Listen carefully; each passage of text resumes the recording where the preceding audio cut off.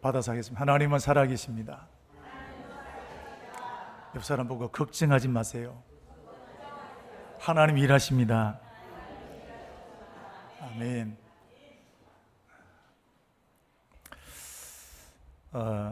우리 하나님을 믿는 사람은 하나님의 감동을 받아야 됩니다. 특별히 어려움을 만나고 고난을 만날 때 더욱더 하나님의 감동을 받아야 됩니다. 왜냐하면 고난에는 하나님의 의도하심이 있기 때문입니다. 예레미야 애가 3장 33절 말씀을 보시면 주께서 인생으로 고난당하게 하심이 본심이 아니라 그랬습니다. 뭔가 이유가 있다는 거예요. 지금 나는 이해가 되어지지 않지만 하나님은 이유가 있다는 겁니다. 욥이 얼마나 많은 고난을 만납니까? 오늘 우리들도 고난을 만날 때 그 속에는 하나님의 뜻이 안 보입니다.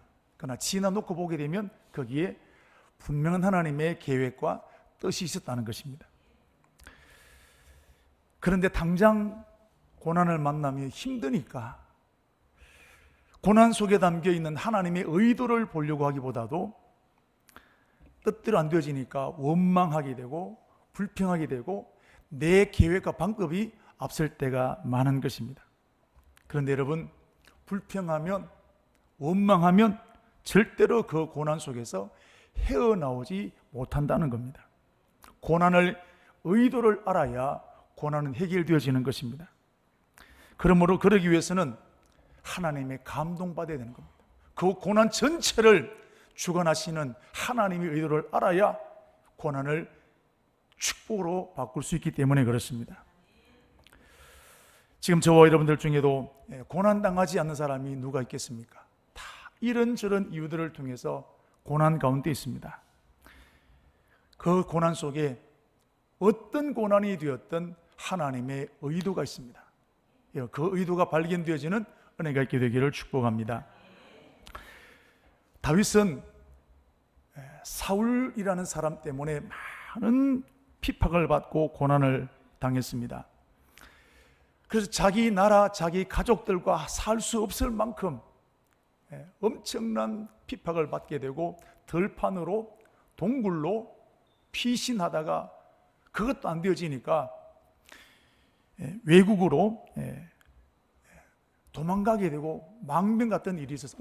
오늘 본문 말씀은 다윗이 더 이상 자기 나라 이스라엘 땅에 살 수 없어서 블레셋이라는 나라로 망명 가게 되었을 때 일어난 사건입니다. 이런 망명이 뭡니까? 정치적으로 또 종교적으로 사상적으로 핍박을 받고 탄압을 받게 되니까 그래서 자기 나라에는 도저히 살 수가 없어서 다른 나라로 이렇게 사상을 신앙을 믿을 수 있는 그런 나라로 여러분 가는 것이 바로 망명이라고 하는 것입니다. 우리나라에는 많은 망명자들이 있습니다. 탈북자들입니다. 탈북자들도 망명자들이에요. 그런데 여러분 망명은 워낙 위험한 상황입니다. 우리 탈북자들도 생사를 걸고 넘어오지 않습니까? 망명은 발각되면 안 되는 것입니다.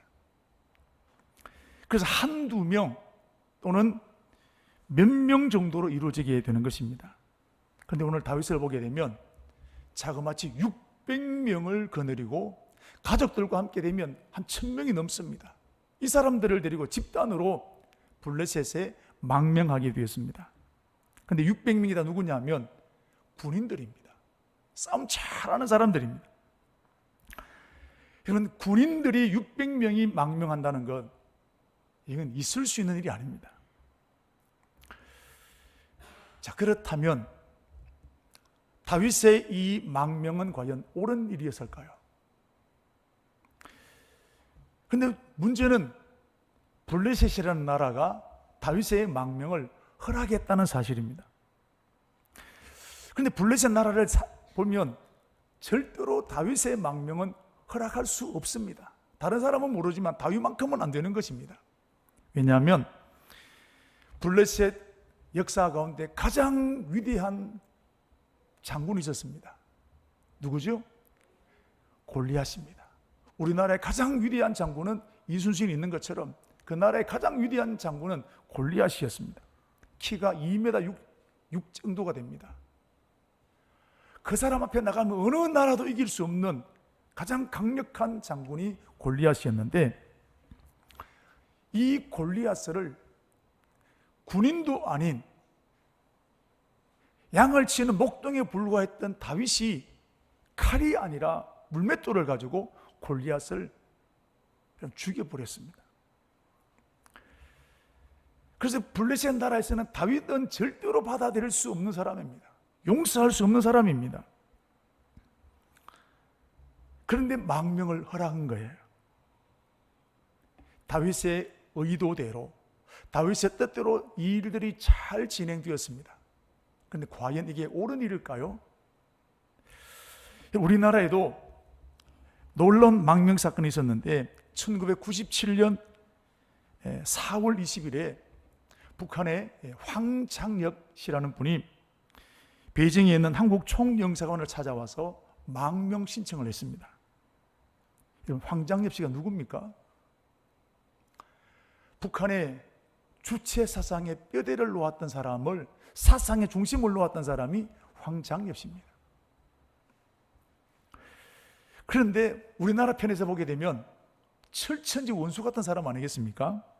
그런데 김정일 체제를 반대하다가 숙청당할 위기를 만나게 되니까 결국 망명되었다가 우리나라에 받아들여서 살다가 세상을 떠나게 되었습니다.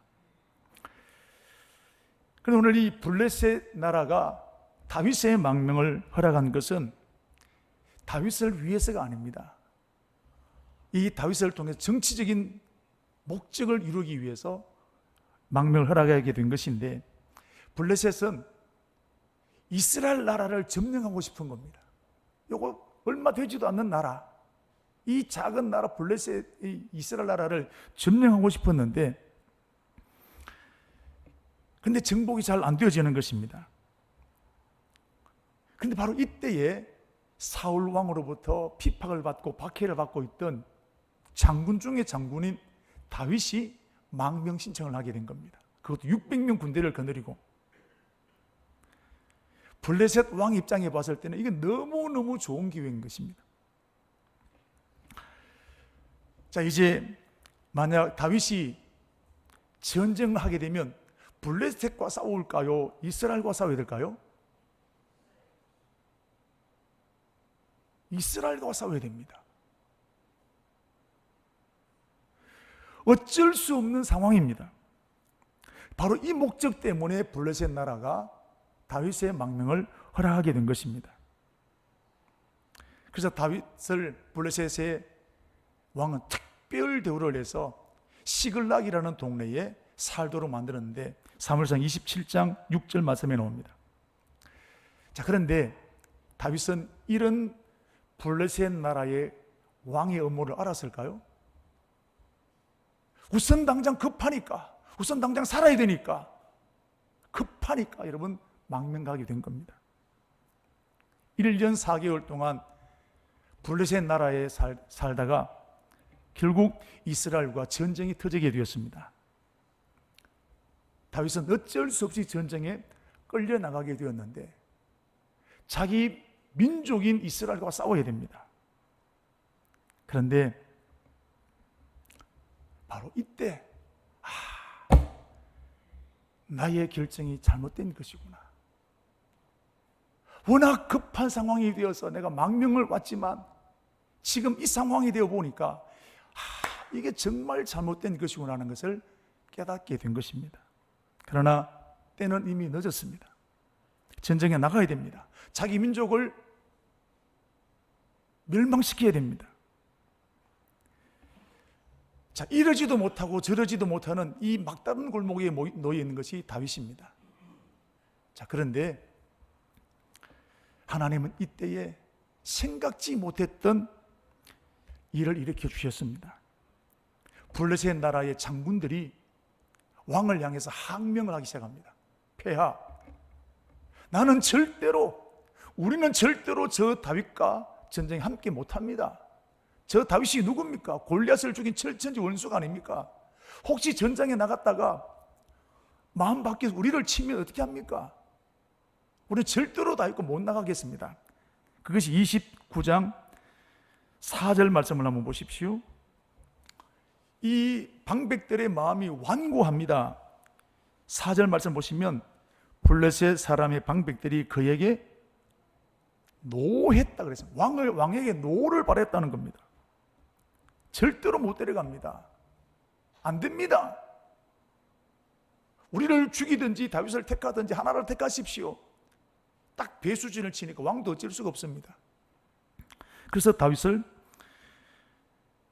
전쟁에 나가지 못하게 만들고 시글락으로 돌아가게 만들었는데, 자 7절 말씀, 29장 7절 말씀을 보시면 그러므로 이제 너는 평안히 돌아가서 블레셋 사람들의 수령에게 거슬러 보이지 하지 말라 그랬습니다. 돌아가라는 거예요. 여러분, 이게 우연일까요? 여러분, 이 뒤에 역사하신 분이 누구십니까? 하나님이십니다. 만약 다윗이 전쟁에 나갔다면 어쩔 수 없이 이스라엘과 싸워야 됩니다. 특별히 다윗은 이제 이스라엘 나라의 왕이 될 사람으로 기름 부음을 받은 사람입니다.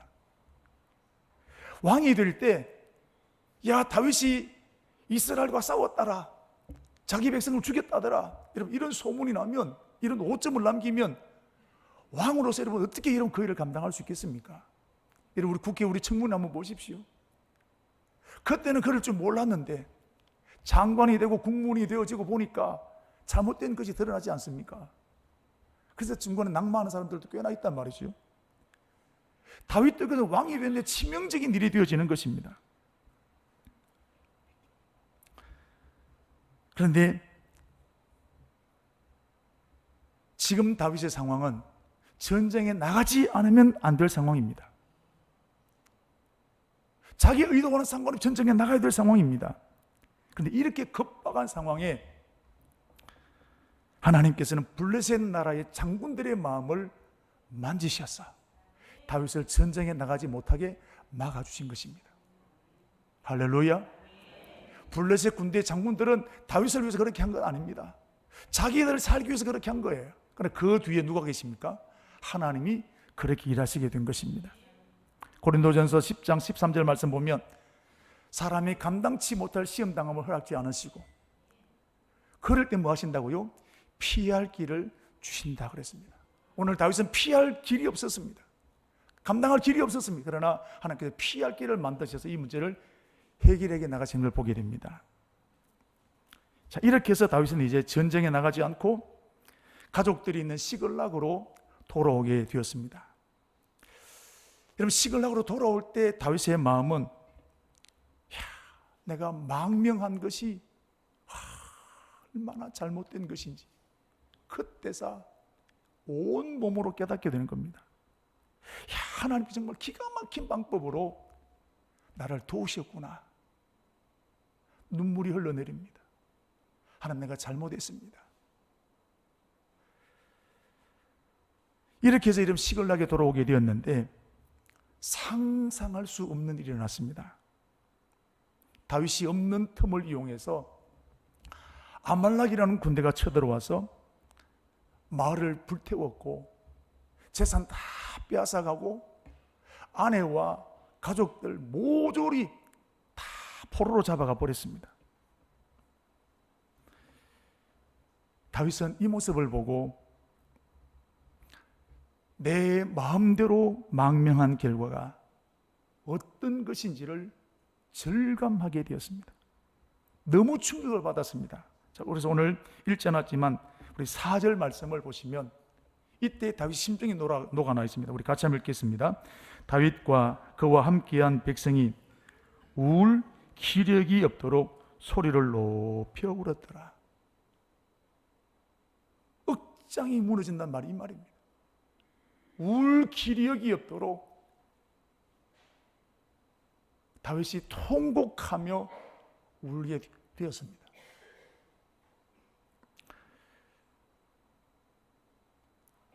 그런데 더 큰 문제가 생겼습니다. 다윗의 신하들이 다윗을 죽이려고 돌을 들었습니다. 6절 말씀을 한번 보십시오. 30장 6절. 백성들이 자녀들 때문에 마음이 슬퍼서 다윗을 돌로 치자 하니 다윗이 다급했다 그랬습니다. 그들은 지금까지 달려온 목적은 다윗 하나 믿고 따라왔습니다. 여러분, 이 사람들이 누굽니까? 다윗에게 충성 맹세를 했던 사람이 이 사람들입니다. 22장 2절 말씀을 보시면 환난을 당한 모든 자와 빚진 모든 자와 마음이 원통한 자가 다 그에게로 모였고 그는 그들의 우두머리가 되었는데 그와 함께한 자가 400명 가량이라. 다윗에게 충성을 맹세했던 사람들이 400명 가량이 다윗에게 왔습니다. 그 사람들입니다. 그리고 23장 3절 말씀을 보시면 다윗과 그의 사람 600명 가량 일어나 그 일날을 떠나서 갈 수 있는 곳으로 갔더니 그랬습니다. 이제는 200명이 더 참가하게 되어서 600명이 되었습니다. 이들은 다윗에게 절대 충성을 맹세했던 사람들입니다. 그런데 이들이 지금 다윗을 죽이려고 돌을 들었습니다. 자기 가족들이 아말렉에 끌려가게 되는 일들을 만나게 되니까 다윗을 죽이려고 달려들게 된 것입니다. 이 모습을 통하여 다윗은 다시 한번 충격을 받습니다.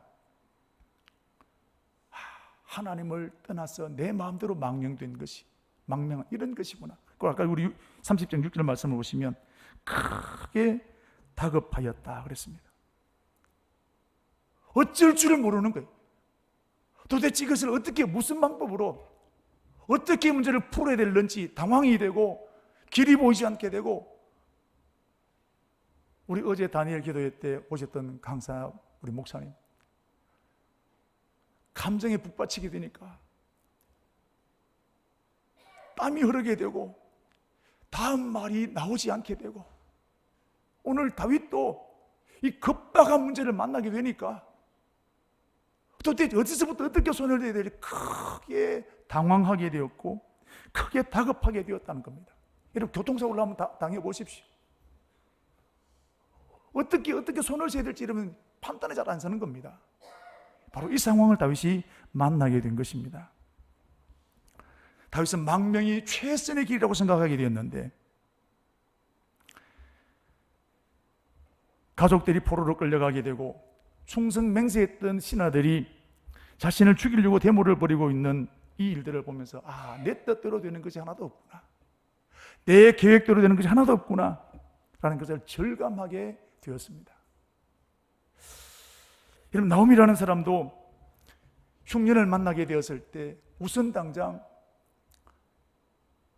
먹을 것이 많은 이 모압 지방으로 이민을 가지 않습니까? 그게 옳은 줄 알았습니다.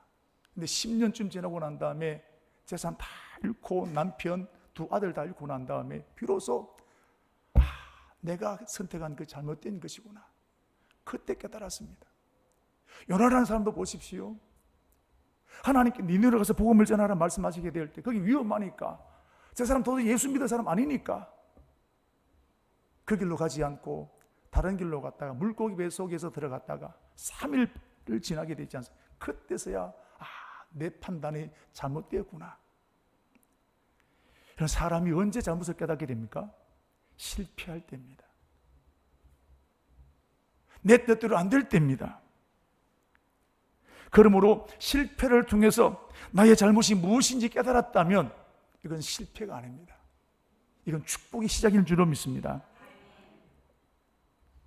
하나님은 그래서 때때로 우리를 깨닫도록 하기 위해서 실패를 경험하게 하시는 거예요. 오늘 다윗을 보십시오. 오늘 6절 말씀을 보시면 반전이 일어나게 됩니다. 우리 6절 말씀을 다시 한번 읽도록 하겠습니다. 백성이 자녀들 때문에 마음이 슬퍼서 다윗을 돌로 치자 하니 다윗은 크게 다급하였으나 그의 하나님 여호와를 힘입고 용기를 얻었더라. 다급했습니다. 어쩔 줄 모르지 당황했습니다. 판단력이 되지 않았습니다. 그런데 오늘 반전이 납니다. 용기를 얻었더라 그랬습니다. 그럼 포로로 끌려갔던 가족들이 다시 돌아왔습니까? 신하들이 잘못했다고 이러면 빌었습니까? 모든 상황은 그대로입니다. 그런데 다윗은 어떻게 해서 용기가 생겼습니까? 다윗 스스로 용기를 힘을 내자, 아자아자 힘을 내자, 이러면 그러다 힘이 생기는 게 아니지 않습니까? 용기를 주신 분이 있으십니다. 바로 6절 말씀을 보시면 여호와 하나님을 힘입고, 여러분, 하나님은 우리에게 용기를 주시는 분이십니다. 좌절과 절망의 길이 보이지 않는 그때에 우리 하나님은 힘을 주시는 분이 우리 하나님인 줄로 믿습니다. 다윗은 가족이 포로로 잡혀가고 신하들이 자기를 죽이려고 하는 기가 막힌 상황을 보면서 비로소 자신의 잘못을 깨닫게 되고, 그러면서 하나님 앞에 그 순간에 하나님, 내가 잘못했습니다. 무릎 꿇을 수 있겠습니까? 신하들이 도로 자기를 죽이려고 하는데 눈을 뜨면서도 도망을 가면서도 이 문제를 어떻게 하면 좋겠습니까? 하나님 앞에 가슴을 치며 절규하며 하나님 어떻게 하면 좋겠습니까? 여러분, 그렇게 부르짖어 기도할 그때에 하나님은 다윗에게 용기를 주신 것입니다. 오늘도 하나님은 기도하는 사람에게 셈 주시는 것입니다. 기도하는 사람에게 용기를 주시고 기도하는 사람에게 세계를 열어주실 줄로 믿습니다. 지난주에 우리가 기도원 집회에서 김신우 원장님이 하박국 말씀으로 설교하지 않았습니까? 이스라엘 백성들도 자기는 하나님을 믿는데 하나님을 믿지 않은 바벨론 나라로부터 많은 고난을 만나게 되고, 하나님 믿는 자기들은 고통을 당하는데 오히려 하나님 안 믿는 사람들이 더 잘 되는 겁니다. 그래서 하박국 주제가 뭐냐면, 왜? 하나님 어찌하여? 왜 그렇습니까? 계속 이 질문을 합니다. 왜? 어찌하여? 이해할 수 없는 이 문제 앞에 이 답답한 심령을 끌어안고 하박국이 기도합니다. 왜 하나님 왜 이렇습니까? 이렇게 기도하다가 하나님은 하박국에게 응답하셨습니다. 하박국 3장 16절 말씀 우리 같이 한번 읽도록 하겠습니다. 하박국 3장 16절입니다. 내가 들었으므로 내 창자가 흔들렸고 그 목소리로 말미암아 내 입술이 떨렸도다. 무리가 우리를 치러 올라오는 환난 날을 내가 기다림으로 썩이는 것이 내 뼈에 들어왔으며 내 몸은 내 처소에서 떨리는도다. 내가 들었으므로, 하나님의 말씀을 들은 거예요. 부르짖고 몸부림을 치는 그때 하나님께서 하박국의 말씀을 듣는, 내 창자가 흔들렸고 그 목소리로 말미암아 내 입술이 떨렸도다. 하나님 만나면 용기가 생기는 겁니다. 하나님 만나면 세계를 열리게 되는 것입니다. 그렇게 왜 어찌하여 했던 이 하박국이 17절 18절 말씀을 보시면 말도 안 되는 고백을 합니다. 자, 우리 같이 한번 들어가겠습니다. 17절부터 비록 무화과 나무가 무성하지 못하며 포도나무에 열매가 없으며 감람나무에 소출이 없으며 밭에 먹을 것이 없으며 우리의 양이 없으며 외양간에 소가 없을지라도 나는 여호와로 말미암아 즐거워하며 나의 구원의 하나님으로 말미암아 기뻐하리로다. 아멘. 소가 있어야, 양식이 있어야 기뻐하고 즐거워하게 됐는데 없어도 기뻐하겠다는 거예요. 하나님을 만나면 이 기쁨이 생기는 겁니다. 오늘도 저와 여러분에게 이 기쁨이 일어나게 될 줄로 믿습니다. 하나님은 이렇게 몸부림을 치는 사람에게, 내 죄를 가지고 만난 문제를 만나가지고 몸부림을 치는 그 사람에게 길을 열어주시는 거예요. 용기를 열어주시는 것입니다. 새 마음을 불어넣어주시는 것입니다. 우리 다니엘 기도 때 우리 월요일에 있던 우리 김인강 교수라는 분,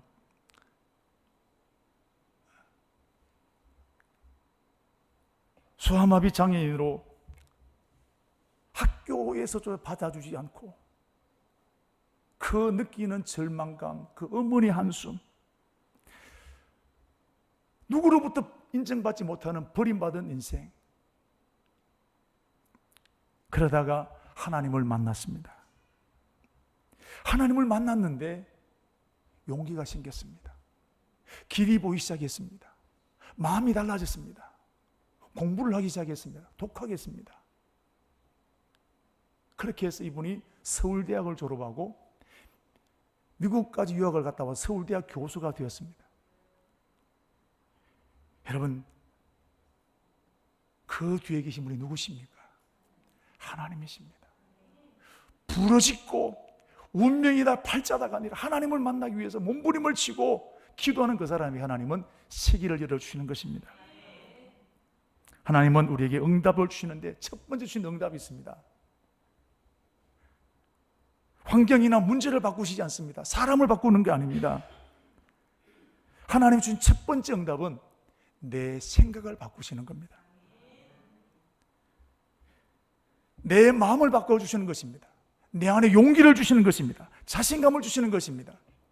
빌립보서 4장 6절 7절 말씀 보시면 우리 같이 읽도록 하겠습니다. 아무것도 염려하지 말고 오직 모든 일에 기도와 간구로 너희 구하실 것을 감사함으로 아뢰라. 그리하면 모든 지각에 뛰어나신 하나님의 평강이 그리스도 예수 안에서, 그 다음에요, 너희 무엇을? 마음과 생각을 지키신다는 겁니다. 왜 자살합니까? 생각이 삐뚤어지니까 자살하는 거예요. 응답 중에 최고의 응답은 생각이 바로 되는 것입니다. 하나님이 기도하는 사람에게 용기를 주시고 생각을 바꿔주시고 자신감으로 충만케 해주시는 것입니다. 이런 문제 해결의 출발이 어디 있습니까? 생각에서 출발합니다. 생각에서 못한다, 안 된다 하면 안 되는 거예요. 그러나 생각에서 할 수 있다 마음먹으면 어떠한 어려움도 여러분 감당해낼 수 있는 것입니다. 그래서 하나님의 첫 번째 응답은 뭐냐? 생각을 바꿔주시는 것입니다. 따라하겠습니다. 생각이 바뀌는 것이 최고의 응답이다. 그러면 우리는 기도의 제목이 하나님 내 생각이 바뀌어지게 하십시오. 우리는 능력을 보기를 원하고 응답을 보기를 원하고 기적을 보기를 원하지만 내 생각 바꿔달라고 기도하지 않거든요. 그래서 최고의 응답이 뭐냐? 내 생각이 바뀌는 겁니다. 삐뚤어지고 부정적인 내 생각이 믿음의 생각으로 바뀌는 겁니다. 여러분 다시 한번 받아가겠습니다. 생각이 바뀌는 것이 최고의 응답이다. 오늘 저와 여러분 생각이 바뀌게 되기를 축복합니다. 야곱을 보십시오. 형 에서 때문에 굉장히 두려웠습니다. 형님 만나면 자기가 죽을 것 같아요.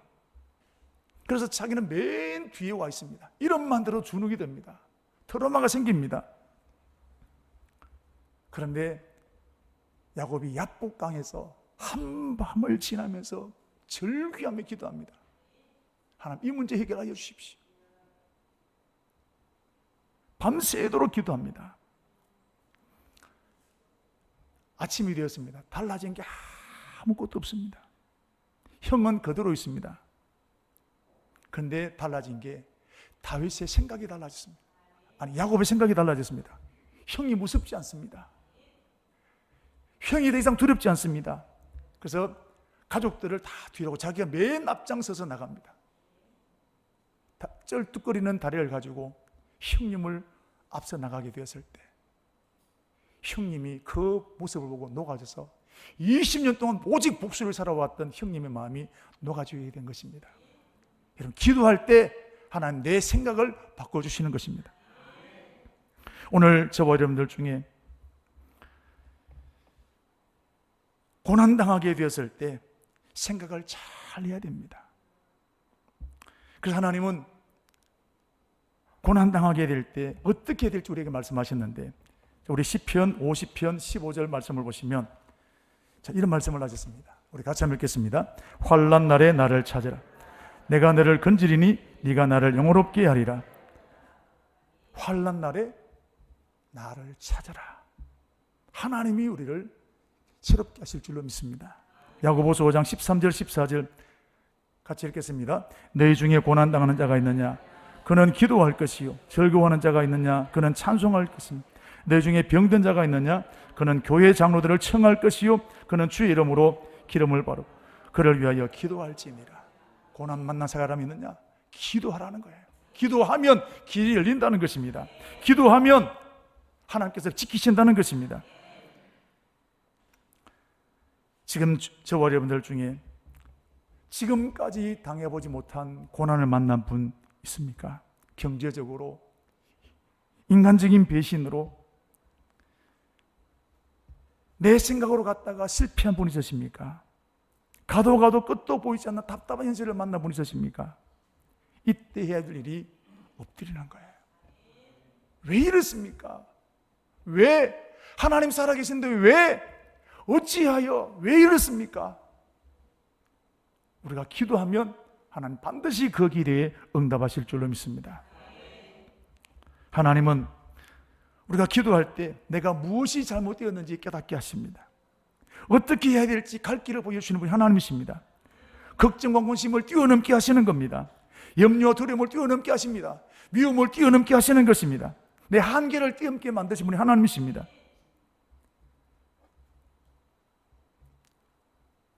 에스더를 보십시오.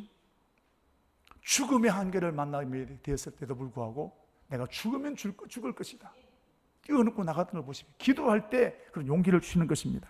우리 하나님은 광야의 길을 내실 수 있는 분이십니다. 사막의 강을 내실 수 있는 분이 우리 하나님이십니다. 오늘 이 시간 우리 하나님께서 저와 여러분에게 문제를 뛰어넘을 수 있는 용기를 충만하게 부어주실 줄로 믿습니다. 오늘 이 시간 저와 여러분의 마음이 깨어졌던 저와 여러분의 마음이 회복되어지게 되기를 축복합니다. 낙심과 절망에 머물렀던 저와 여러분이 힘을 얻고 셈을 얻게 되는 축복이 있기를 바랍니다. 자, 다윗 용기를 가지게 되었습니다. 어느 정도 용기를 가지게 되었을까요? 자, 7절, 8절 말씀을 보시면 다윗이 기도하는 내용이 나옵니다. 특별히 8절 내용을 보시면 무슨 내용으로 기도하고 있습니까? 하나님, 내 아내, 우리 병사들의 아내를 빼앗아갔던 이 아멜렉 군대를 쫓아가야 되겠습니까? 따라잡을 수 있겠습니까? 묻습니다. 하나님, 피하려고 기도하는 것이 아니라 따라잡을 수 있겠습니까? 라고 기도하는 겁니다. 다윗이 이런 기도를 했다는 것은 마음이 완전히 회복되었다는 것입니다. 회복되지 않았더라면 못합니다, 안 됩니다. 근데 마음이 회복되어 있기 때문에 이렇게 도전하게 되는 것입니다. 예를 들면 우리가 뭐 친척이나 또는 친구나 교회 집사님들이나 관계가 깨어졌습니다. 그럼 전화합니까, 안 합니까? 근데 전화가 왔습니다. 이것은 무슨 신호입니까? 마음이 회복되었다는 거예요. 이것처럼 다윗이 이런 기도를 드리게 되었다는 것은 마음이 회복되었다는 것입니다. 오늘 저와 여러분의 마음이 이 다윗처럼 용기로 충만하게 회복되어지게 되기를 축복합니다. 무엇이 우리를 짓누르고 있습니까? 문제보다 더 큰 것이 우리의 마음이 무너지는 것입니다. 하나님, 오늘 이 시간 저와 여러분의 마음속에 새 힘으로 충만하게 하실 줄로 믿습니다. 지금 다윗의 상황이 어떤 상황입니까? 아말렉 군대가 다윗의 아내와 가족들을 끌고 간 지가 벌써 3일이 지났습니다. 1절 말씀을 보시면 다윗이 그의 사람들과 사흘 만에 시글락에 이른 때에 그랬습니다. 이미 3일이 지나갔습니다. 자, 여러분, 우리가 서울로 출발합니다. 1시간 전에 먼저 출발한 사람이 있습니다. 내가 1시간 늦게 출발합니다. 따라잡을 수 있을까? 못 잡을까요? 서울까지 가는데 따라잡을까? 못 따라잡을까요?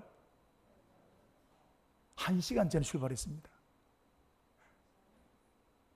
못 따라갑니다. 그 사람 놀고 가면 모르지만 차를 가면 못 따라가는 겁니다. 그런데 3일 전에 출발했습니다. 아말렉 군대가 누굽니까? 일반 사람들이 아니라 군인들입니다. 그런데 다윗이 그들을 따라가겠다는 거예요. 이것은 이 정도로 지금 다윗은 자신감이 충만해 있습니다. 용기로 가득 차 있습니다. 마음이 무너졌다면 도전도 자지 어렵고 나는 안 됩니다. 3일이 지났습니다. 안 됩니다. 그런데 다윗은 불가능함에도 불구하고 도전하게 된 것입니다. 마음이 완전히 회복된 것입니다. 하나님은 기도할 때 다윗에게 마음이 회복되어지는 이런 은혜를 더하시게 된 것입니다. 오늘도 저와 여러분에게 이 축복이 일어나게 되기를 바랍니다.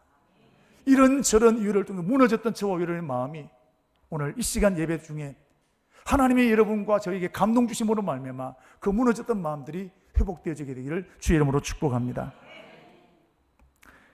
다윗이 얼마나 추격을 했던지 보십시오. 600명이 추격을 합니다. 그런데 나중에 봅니까? 200명이 낙오자가 생겼습니다.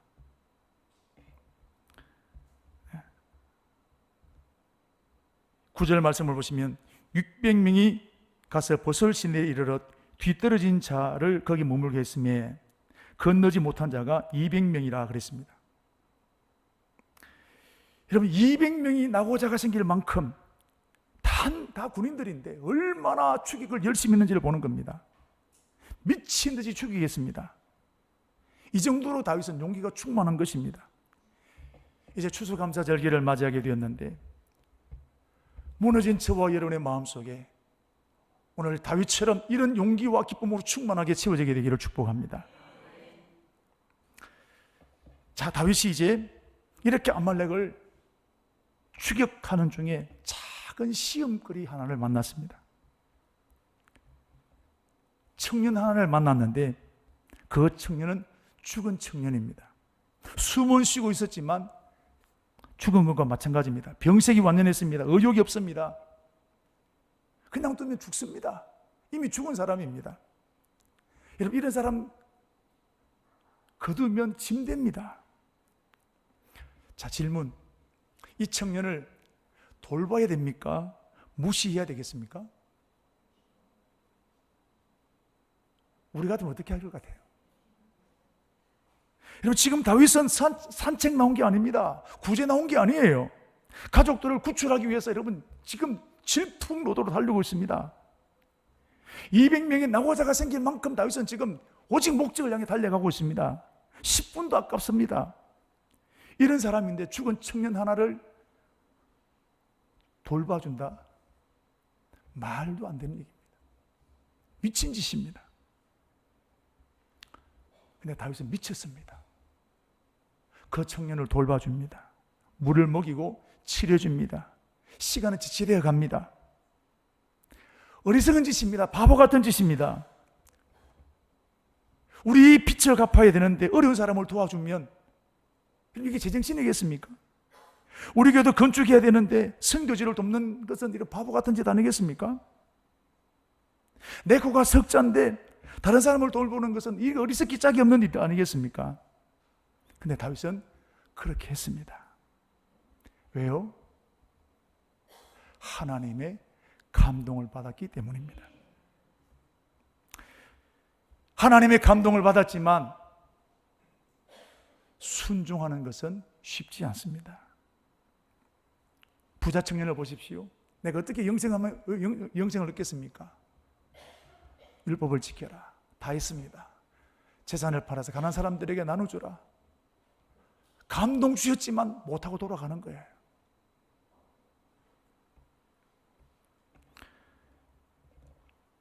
사울왕 감동 주셨지만 기다리지 못하고 자기가 예배를 드렸던 걸 보십시오. 하나님의 말씀이라고 여러분 감동 다 순종하는 게 아닙니다. 내가 받아들이기 어려우면 순종 안 하는 거예요. 그 사람들이 오늘 우리도 또 똑같습니다. 그때 마귀는 뭐라 할까요? 야, 그 사람 돌보면 시간 낭비다. 가족들 영영 못 만날 수 있다. 맞습니까? 틀립니까? 마귀는 언제나 우리에게는 틀린 말 하지 않습니다. 경우에 딱 맞는 말 하는 것입니다. 다윗은 그러나 하나님의 말씀에 순종하기로 결단했습니다. 자, 우리는 여기서 한 가지, 다윗이 아말렉 군대를 추격하는 것이 어려웠을까요? 이 청년 돕는 것이 어려웠을까요?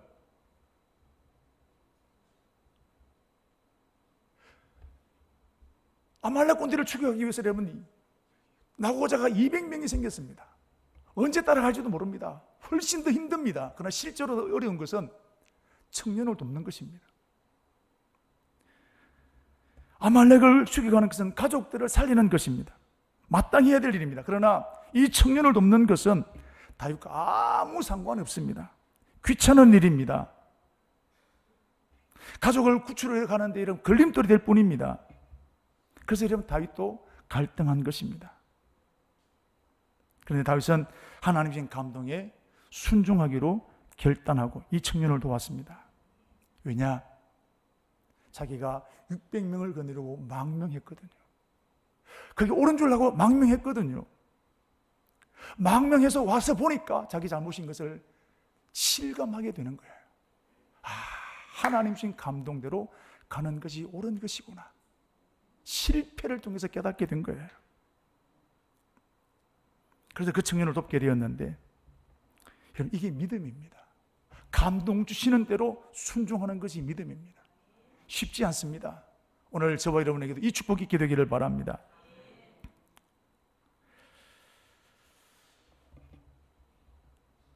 우리나라도 여러분이 조선에 전도하는 것, 우리가 오늘 전도주의를 맞이해서 다른 사람이 전도한다고 되겠냐? 저 사람은 안 될 것이다. 근데 오늘 다윗을 보십시오. 이 청년을 도왔습니다. 근데 이 청년이 어떤 청년이었느냐? 이 청년이 아말렉 군대의 병사였습니다. 다윗의 아내와 모든 재산을 빼앗아갔던 여러분, 그 아말렉 군대의 병사였습니다. 특별히 이 병사는 이 아말렉의 모든 계획을 다 알고 있었습니다. 그래서 이 청년의 도움으로, 버림받았던 그 청년의 도왔던 그 도움으로 다윗은 아말렉 군대를 이기내고 가족들을 구원하게 되었습니다. 그 내용이 오늘 읽었던 16절에서 20절 말씀입니다. 여러분, 오늘도 저와 여러분이 목표를 향해서 열심히 달려가고 있습니다. 우리 앞에 버려진 것 같은 병사, 귀찮은 사람, 걸림돌 같은 사람을 만나게 됩니다. 서부 개척 시대 때 서부를 향해서 나가는 목표를 향해 달려갑니다. 빨리 가야 금광을 차지해야 됩니다. 주의를 지키는 거 리생크처럼 보였습니다. 한 걸음 더 빨리 가기로 몸부림을 쳤습니다. 그런데 거기에서 미련스러운 사람들이 일요일마다 쉬는 사람, 지나가면 욕했습니다. 저 바보 같은 사람들 왜 저러냐? 저 리생들 왜 저러냐? 근데 여러분, 서부 개척의 마지막까지 도착한 사람이 누굽니까? 6일 가고 하루 쉬었던 사람들입니다. 그렇게 열심히 갔던 사람들 이름 다 중간에 나고자가 되어서 열심히 안에 다 이름 나고 죽고 말았습니다. 오늘도 마찬가지입니다. 오늘도 저와 여러분 앞에 때로는 걸림돌 같은 사람 만나게 됩니다. 귀찮은 사람 만나게 됩니다. 저 사람을 만나서 전도하는 것 시간 낭비처럼 보여지는 사람들도 있습니다. 여러분, 이때가 중요합니다.